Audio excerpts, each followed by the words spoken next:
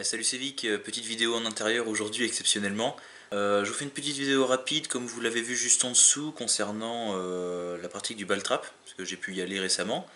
Je remercie d'ailleurs Seb, si tu vois cette vidéo, merci beaucoup de m'avoir emmené. Donc le sujet va être aujourd'hui, est-ce que le ball trap est intéressant dans nos préparations? Parce que c'est vrai que c'est une pratique sportive qui va permettre, comme le permis de chasse ou comme la licence de tir, un accès aux armes de catégorie C et D.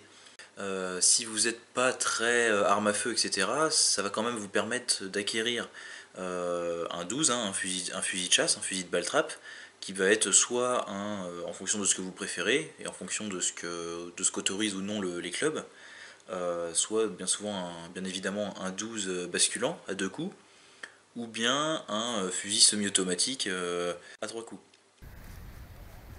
Dans le même temps, même si c'est pas forcément possible et autorisé au club de Baltrap, la licence de Baltrap permet l'acquisition d'autres armes de catégorie C et D. Donc ça va vous permettre d'acheter par exemple une 22 long rifle ou d'autres armes civiles dans des calibres pourquoi pas plus importants.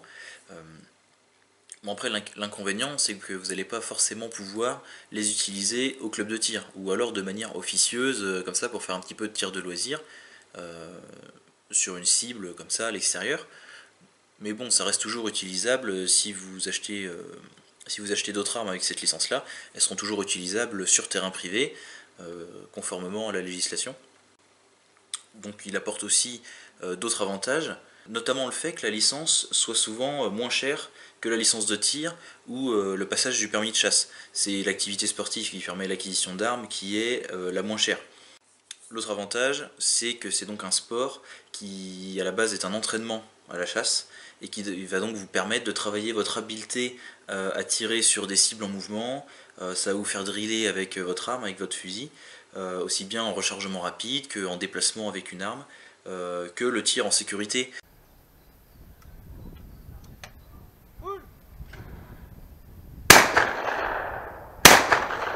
Niveau compétences de tir, vous allez être un petit peu limité.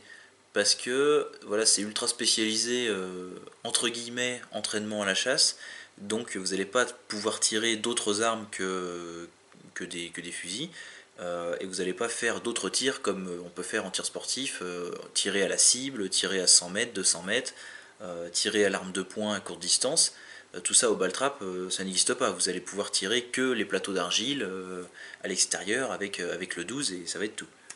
L'autre inconvénient, c'est que la licence de Baltrap ne permet pas de démarrer les démarches pour demander une autorisation de détention d'armes de catégorie B.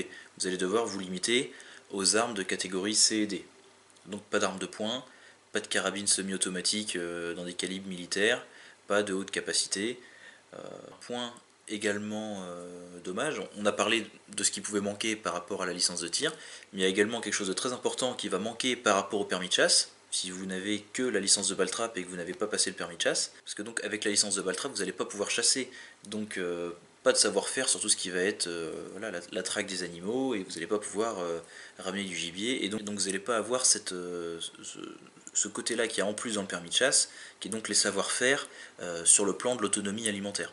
Donc voilà, chacun voit ce qui est le meilleur pour lui en fonction de ses préférences en tir, en fonction de ses besoins en armes et en fonction de ses besoins en nourriture.